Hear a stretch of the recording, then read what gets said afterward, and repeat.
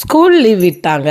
வீட்ல இருக்கிற பசங்க எதனா ஸ்நாக்ஸ் செய்யுங்கன்னு சொல்லுவாங்க. அந்த மாதிரி டைமில் நம்மளுடைய ட்ரெடிஷ்னல் ஃபுட்டு இந்த ஸ்நாக்ஸ் செஞ்சு கொடுத்து பாருங்கள், எப்படி இருக்குன்னு பசங்க சொல்லுவாங்க. அதுக்கு பார்த்திங்கன்னா 1 டம்ளர் பச்சரிசியை வந்து 2 ஹவர்ஸ் கிட்ட ஊற வச்சு எடுத்துக்கிட்டு அரைச்சி எடுத்துக்கலாங்க. இந்த ரெசிபி பார்த்திங்கன்னா எப்போல்லாம் நான் வீட்டில் மாவு ஆட்டுறேனோ அந்த டைமில் அட்லீஸ்ட் பார்த்திங்கன்னா ரேராக தான் செய்வேன். ஏன்னா இது கொஞ்சம் வேலை அதிகன்றனால இந்த அளவுக்கு அரைச்சி எடுத்துக்கோங்க. தண்ணி கம்மியாக தான் ஊற்றினேன், கொஞ்சம் தண்ணி ஆகிடுச்சு. ஒரு காட்டன் கிளாத்தில் கொஞ்ச நேரம் மாவை சுற்றி வச்சுருந்தீங்கன்னா இந்த அளவுக்கு வந்துடும்.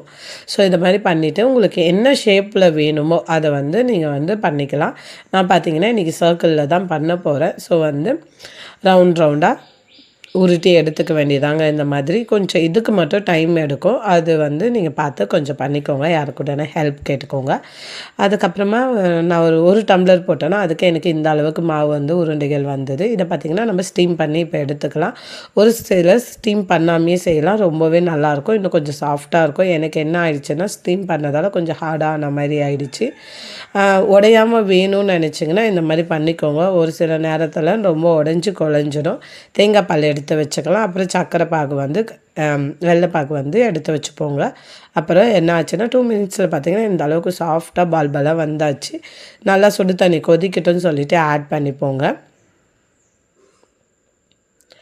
இதில் பார்த்திங்கன்னா கொஞ்சம் மாவில் வந்து தண்ணி ஆட் பண்ணி வச்சுருந்தேன், அதை வந்து ஆட் பண்ணிப்போம். நான் கொஞ்சம் தண்ணியாக வேணும்னு சொல்லிவிட்டு இந்த அரிசி மாவை வந்து தண்ணியாகவே பார்த்திங்கன்னா நான் என்ன பண்ணியிருந்தேன்னா ஆட் பண்ணியிருந்தேன். ஸோ வந்து உங்களுக்கு கொஞ்சம் குழப்பு தண்ணி வேணும்னா அந்த அரிசி மாவை வந்து கொஞ்சம் அதிகமாக ஆட் பண்ணிக்கோங்க, அவ்வளோதாங்க. இந்த டைமில் பார்த்திங்கன்னா உப்பு கொஞ்சம் ஆட் பண்ணிப்போம். அப்போ தான் கொஞ்சம் வந்து டேஸ்ட்டை வந்து என்ஹான்ஸ் பண்ணி காமிக்கும். ஒரு 4 ஏலக்காவை வந்து நம்ம வந்து தட்டி போட்டுக்கலாம்.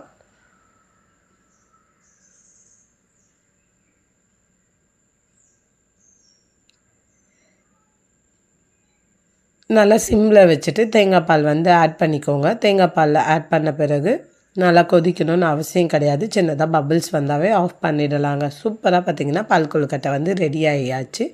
இந்த மாதிரி ரெசிபிக்கு என்னோடய சேனலை நீங்கள் என்ன பண்ணி வச்சுக்கோங்க, மறக்காமல் சப்ஸ்கிரைப் பண்ணி வச்சுக்கோங்க, லைக் பண்ணுங்கள், ஷேர் பண்ணுங்கள். இந்த வீடியோவில் நான் ஒரு மிஸ்டேக் பண்ணியிருக்கிறேன், என்ன மிஸ்டேக்குன்னு தெரிஞ்சதுன்னா மறக்காமல் கமெண்ட் பண்ணுங்கள். பை, நெக்ஸ்ட் வீடியோவில் பார்ப்போம்.